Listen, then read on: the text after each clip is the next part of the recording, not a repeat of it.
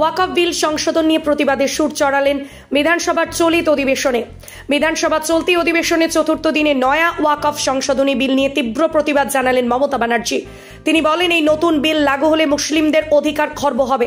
সংবিধানের 26 নম্বর ধারায় স্বীকৃত ধর্মীয় ও সমাজ কল্যাণকর দাতব্য প্রতিষ্ঠানের স্বাধীনতা এবং 14 নম্বর ধারায় বর্ণিত সাম্যের অধিকারকে লঙ্ঘন করা হচ্ছে কেন্দ্রের এই নতুন ওয়াকফ বিলে।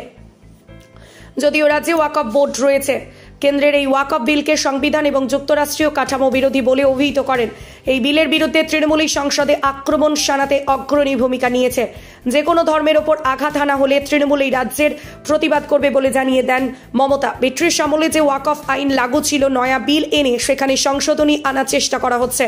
মমতা বলেন, ওয়াকফ সম্পত্তিতে শুধু মুসলিমই নয়, অনেক অমুসলিমও দান করেছেন। এই প্রসঙ্গে ঘুটিয়ারি শরীফ দরগায় দুলানি চিত্রকরদের পরিবার, বর্ধমানের মহারাজাদের দান দেওয়া ইত্যাদি প্রসঙ্গ তোলেন।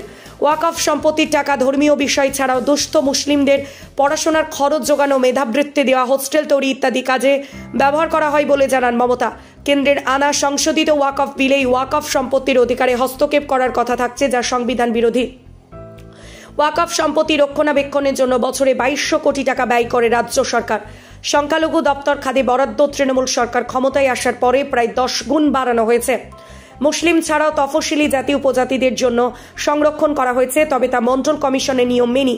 কিন্তু বিজেপি হঠাৎ করে ওয়াকফ বিল আনতে চেয়ে এক শ্রেণীর মানুষের উপর আঘাত আনতে চাইছে। আপাতত এই বিল নিয়ে চূড়ান্ত সিদ্ধান্ত নেওয়ার জন্য আগামী বছরের মার্চ মাস পর্যন্ত সময় পাওয়া গিয়েছে। পশ্চিমবঙ্গ বিধানসভায় 2 ডিসেম্বরের এই নয়া ওয়াকফ বিল কেন্দ্রীয় সরকার যাতে বহাল না করে তার জন্য প্রস্তাব রাখা হবে।